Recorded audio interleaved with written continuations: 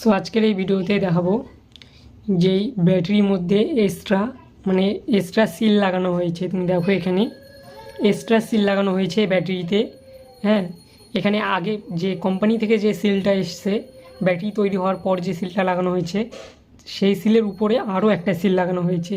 তো এরকম duplicate sell লাগিয়ে ব্যাটারিগুলোকে সেল করা হচ্ছে। ডুপ্লিকেট সিল লাগানো হয়েছে। তো এই উপরের সিলটাকে আমি উঠাবো এখন।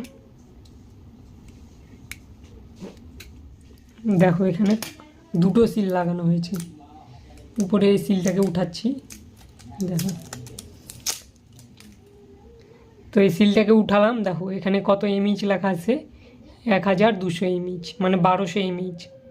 1200 এমএইচের ব্যাটারি। এটাও সঠিক এমএইচ নয়, আর এটা অনেক হালকা, 30 থেকে 35 গ্রাম হবে এটার ওয়েট।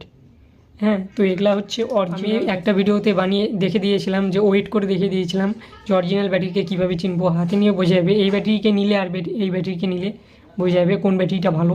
আর এটার সিলটা দেখো কীরকম, আর এটার সিলটা দেখো কীরকম ছিল এটার মধ্যে।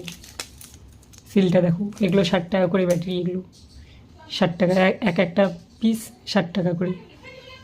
আর এগুলো তো প্রায় পাওয়া যায় না বললেই চলে। তো যদি পাওয়া যায় তাহলে 100 থেকে 120 টাকা দাম নিতে পারবে ব্যাটারি। দেখো এগুলোর মধ্যে কী লেখা আছে আর এটার মধ্যে কী লেখা আছে।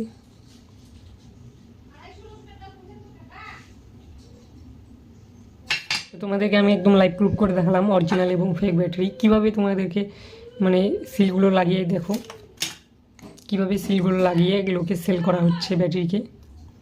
আর একটা কথা, এই অরিজিনাল ব্যাটারি এগুলো তো আমি ল্যাপটপ থেকে খুলেছিলাম, স্পট ওয়েল্ডিং করেছে।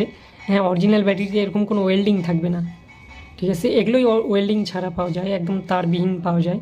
ওগুলোর মধ্যে লেখা থাকবে তোমার 3000 এমএইচ, তারপরে 2800 এমএইচ, এরকম লেখা থাকবে।